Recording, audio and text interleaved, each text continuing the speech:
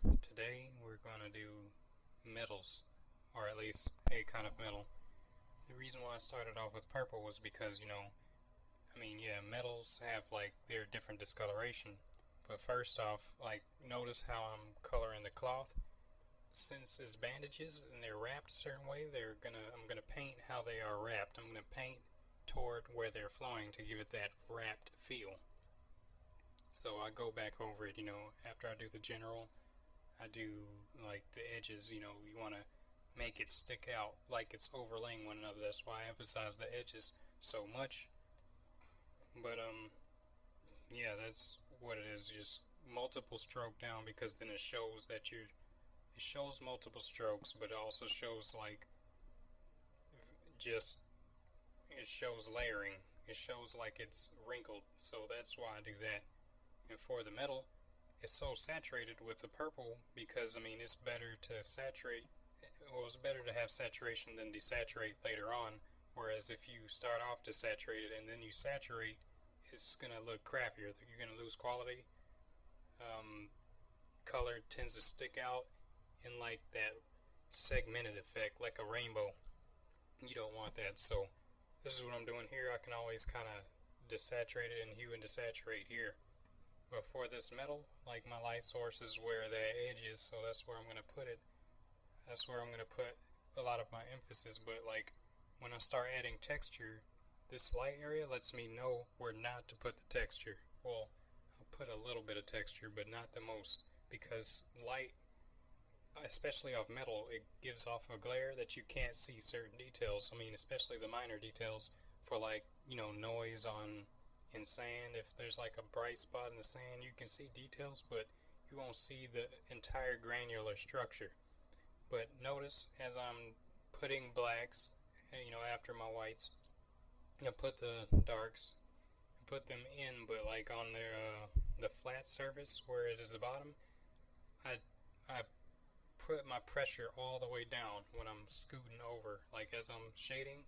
Like I'm not letting off my brush. I'm barely letting off my brush, but as I'm going left to right constantly in this fast motion, I'm providing it like a texture. I'm just dragging it until there can be no more color that is dragged. It's going to get lighter and lighter, where, like here I'm going to start adding black. So adding this black is I'm just going to keep doing it over and over, as you see here, to cover up the edges, make sure that it has coverage, because it is in the shadow, whereas I am also just providing that stroke, the uneven surface, as you will. That is the basis of anything. And as I shade it further, of course his hair and his head is covering like some of the light that would be hitting the bottom.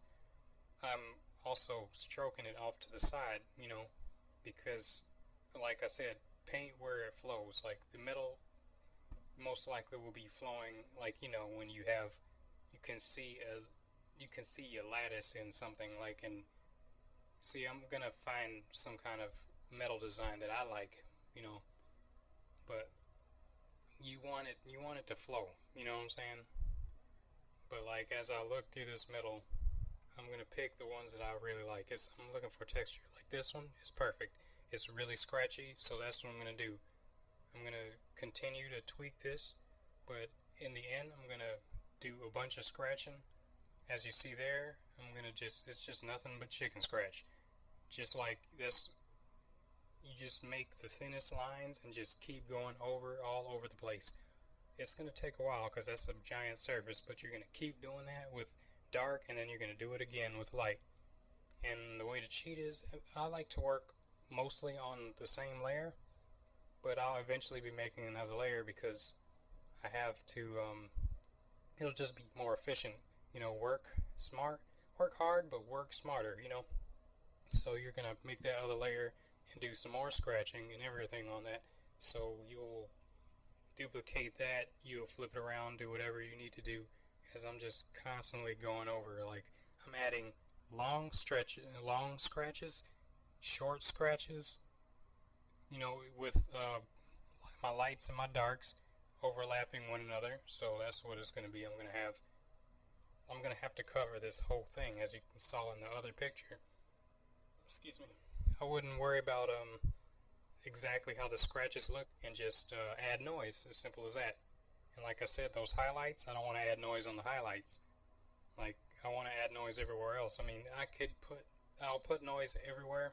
I mean, because it's one thing, one whole surface, one whole layer.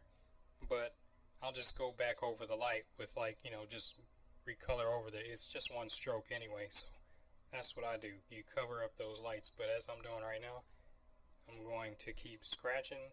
I've already made that new layer to where I'll keep scratching like all over the place. Short, long strokes, like my light and my dark, to contrast with that flat flat darkness that there is. I'm just gonna make it pop out. I'm sorry, you guys. I gotta apologize for the low quality. I mean, it's probably gonna take a while for me. That's like my lowest priority right now, is trying to find like a program, because I got a lot to do. But I'll also show you how to choose the color, like just to make different colors. Oh, you see here, I just switched it over. So that's what I'm going to do. I would duplicate it. I mean, it wouldn't hurt to do that. As a matter of fact, I duplicate it now so I can move it over just slightly.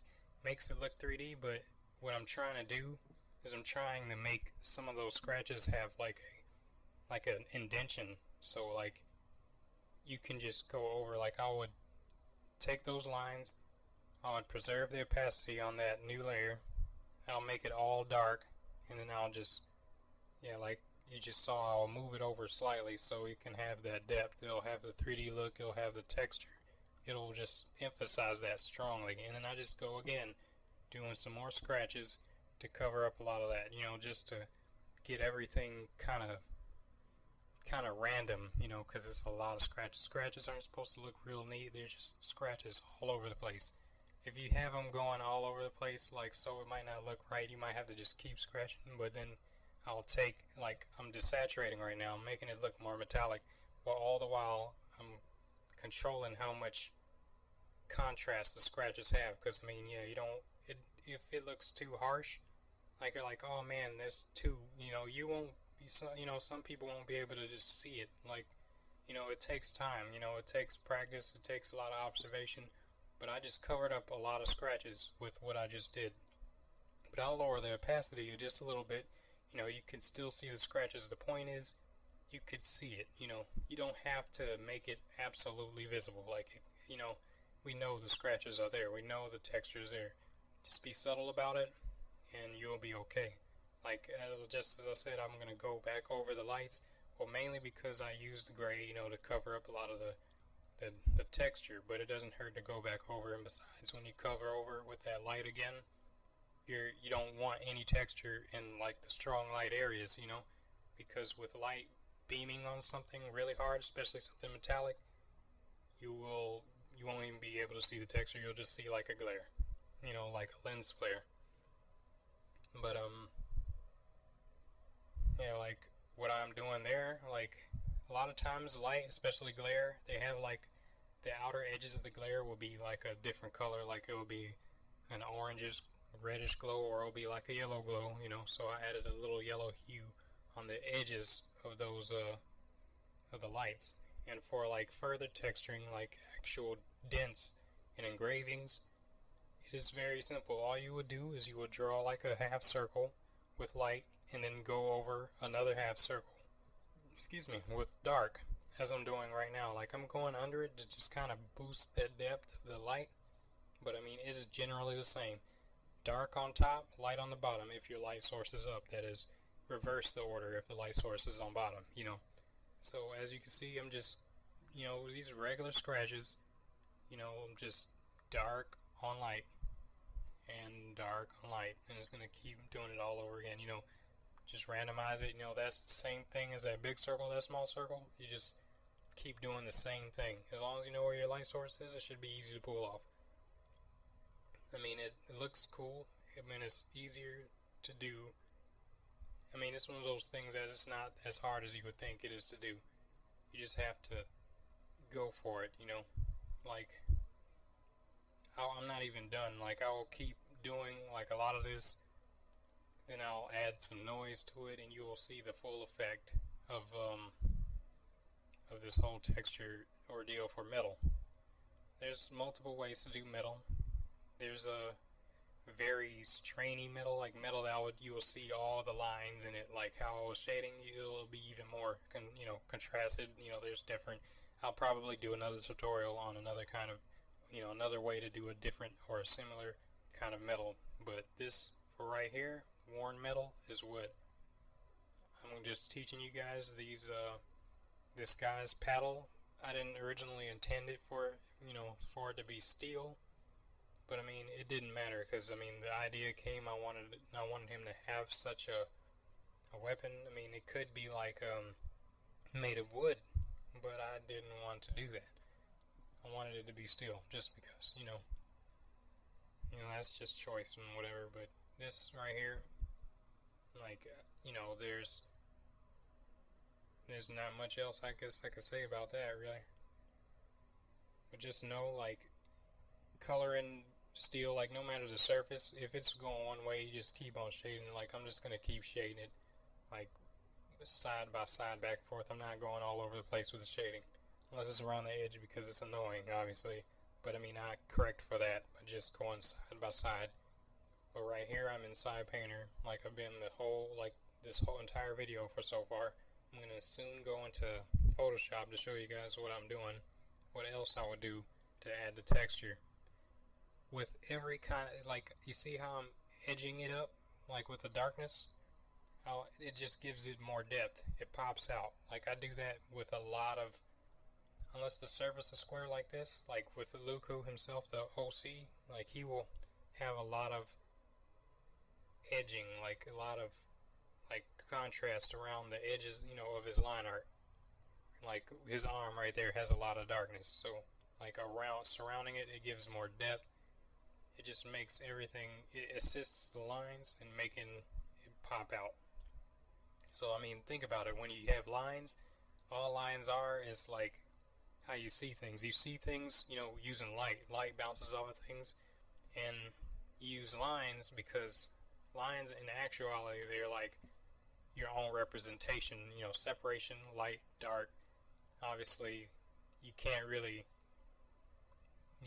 see line art around yourself, but I mean, it's like when you keep drawing, you will eventually realize certain lines are meant for the dark, certain ones are for the light, like for example, like the nose, the nostril, one line, that's how I do it, for one nostril.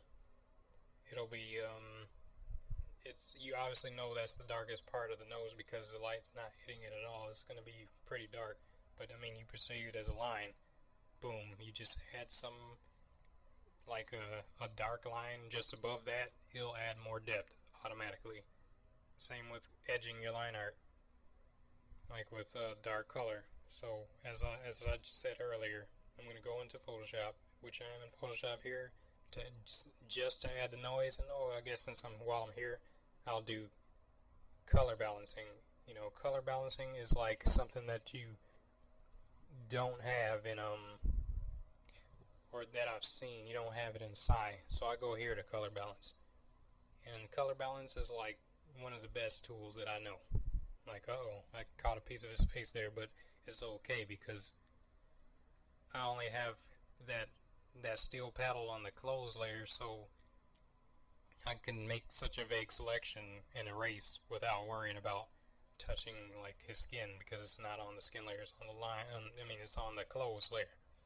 But I can't decide right now like how much intensity I want that noise, but I found it.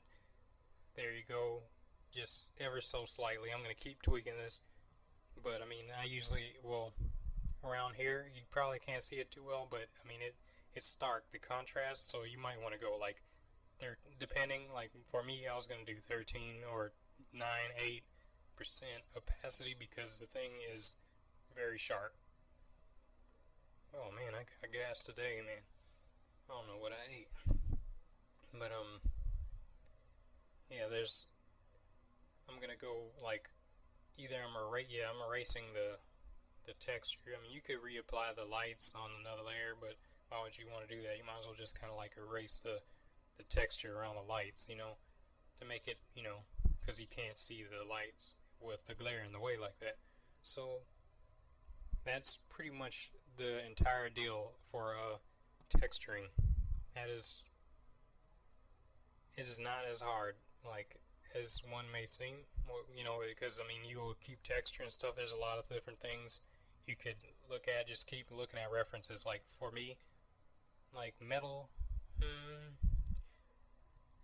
You know, I kind of have, you know, I have an idea. Like I know how to color, so I would like to look online sometimes to kind of notice certain details. Like the better the artist you are, the better the detail that you can pick up.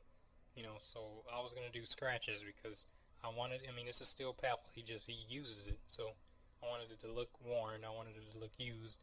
So therefore, I looked at, and conveniently, it was right there, the metal, the design that I wanted. So that's what I took. I realized the scratches, it was blatant. The scratches itself were textured. It was like noisy, but I didn't really care because I was going to add my own form of noise, you know.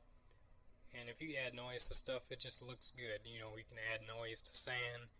You know, you can add noise to anything, you know. And you can make it look decent depending on what you do with it. Usually lowering the opacity, slightly blurring it, you know. Like I didn't blur it at all here, but I mean, you know, it's all about what you want to do. Some people like they go with a liquify, you know, or they blur like only bits and pieces of that noise. So I mean, there's so many different approaches to that.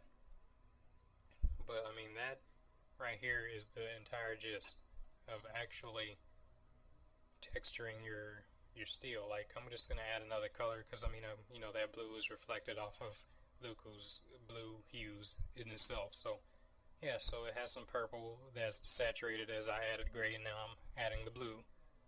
So yeah, I mean, it looks cool, right? And I'll be on that same layer. I'll just go over it just barely, like barely any pressure on my brush. But I mean, that's all that is. You know, so just do you, have fun. I hope this helped. Peace out.